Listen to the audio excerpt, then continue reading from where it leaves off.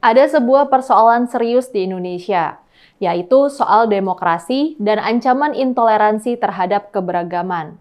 Ancaman terhadap minoritas, kebebasan beragama, kebebasan berpendapat terus terjadi. Untuk mengcounter itu, berbagai organisasi civil society berupaya melakukan kampanye keberagaman. Namun, upaya menegakkan kampanye ini menghadapi hambatan dari Majelis Ulama Indonesia atau MUI. Pasalnya, sampai saat ini MUI masih mengharamkan pluralisme agama. Pengharaman ini tertuang di Fatwa MUI tanggal 29 Juli 2005. Menurut MUI, pluralisme agama adalah sebuah paham yang memiliki beberapa ciri. Pertama, pluralisme agama mengajarkan semua agama adalah sama. Kedua, pluralisme agama menganggap kebenaran relatif. Ketiga, pluralisme agama menganggap setiap pemeluk agama tidak boleh mengklaim bahwa hanya agamanya saja yang benar, sedangkan agama yang lain salah. Keempat, pluralisme agama mengajarkan semua pemeluk agama akan masuk dan hidup berdampingan di surga. MUI menolak asas pluralisme beragama. Dalam pandangan MUI, pluralisme ini sangat berbahaya, sesat, dan menyesatkan bagi umat Islam. Karena itu, dalam fatwa tersebut dikatakan haram bagi umat Islam mengikuti paham pluralisme agama. Betulkah pandangan MUI tersebut? Tampaknya MUI salah mendefinisikan pluralisme. Pengharaman pluralisme oleh ulama MUI berangkat dari pemahaman yang keliru tentang pluralisme. Guru Besar Universitas Islam Negeri Sunan Kalijaga, Yogyakarta, Profesor Dr. Faisal Ismail, berbeda pandangan dengan MUI. Faisal berusaha meluruskan pengertian tentang pluralisme. Menurut Faisal, pluralisme agama adalah paham atau pandangan tentang kemajemukan agama dan keyakinan. Bahwa ada agama-agama dan keyakinan lain di luar agama yang kita anut. Kita sadar, mengetahui, dan mengakui keberadaan agama-agama lain tersebut. Kita bisa saja menganggap agama kita paling benar, tapi kita juga harus mengakui keberadaan agama-agama dan keyakinan lain dengan versi kebenarannya. Kalimat lakum dinukum waliyadin di Al-Quran artinya bagimu agamamu dan bagiku agamaku. Ini adalah isyarat dan pengakuan bahwa ada agama-agama lain di luar agama Islam. Faisal mengutip definisi dari kamus Random House yang otoritatif. Ternyata kata plural, pluralisme tidak mengarah dan menunjukkan arti menyamakan semua hal. Artinya, pluralisme tidaklah berarti menyamakan semua agama. Faisal berpendapat kata pluralisme justru dipakai untuk menunjukkan keberagaman, kemajemukan, serta kebinekaan dalam kehidupan manusia. Misalnya, pluralisme budaya, pluralisme politik, pluralisme etnik, atau pluralisme sosial. Pluralisme budaya tidak berarti menyamakan semua jenis dan ekspresi budaya yang terdapat dalam kehidupan masyarakat.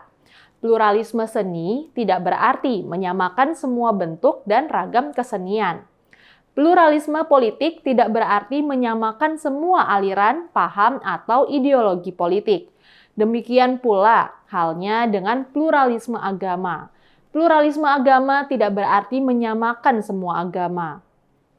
Maka Faisal menegaskan tidak ada yang salah dengan pluralisme agama.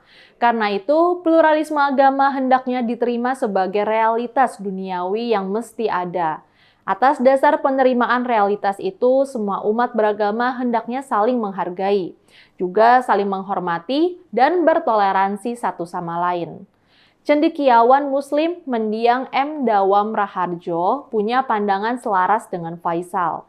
Dawam menyatakan dalam masyarakat yang majemuk itu semua agama dan keyakinan harus dianggap benar, yaitu benar menurut keyakinan pemeluk agama masing-masing.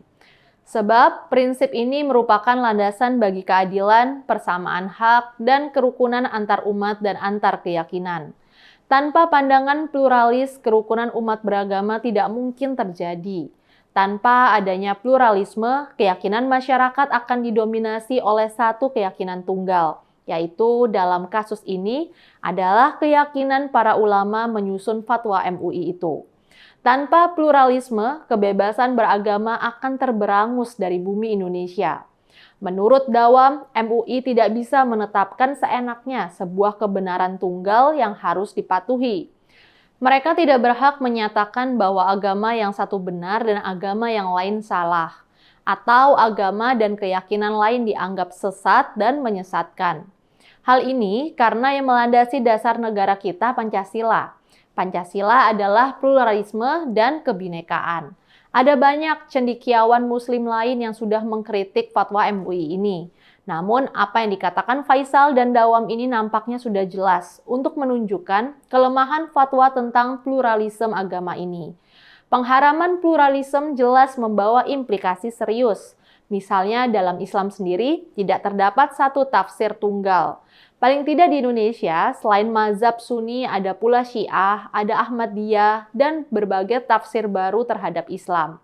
Kalau keberagaman tidak diakui, kelompok mayoritas bisa menindas yang lain atas dasar tafsiran tunggal tadi.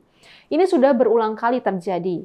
Pelarangan dan pembongkaran Masjid Ahmadiyah berlangsung di banyak tempat. Begitu juga dengan keyakinan dan kepercayaan lokal di berbagai daerah, seperti Sunda Wiwitan, Kejawen Permalim, dan sebagainya.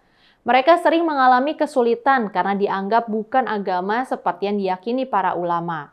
Dalam prinsip pluralisme, perbedaan semacam ini harus dihargai. Masing-masing agama, keyakinan, aliran harus memperoleh hak hidup. Kita mengharapkan MUI segera merevisi atau mencabut fatwa yang sudah berusia 17 tahun itu. MUI tidak perlu malu untuk bersikap dan bertindak benar. Juga tidak ada kata terlambat untuk berbuat demi kebaikan bangsa. Saya, Rizka Putri, undur diri.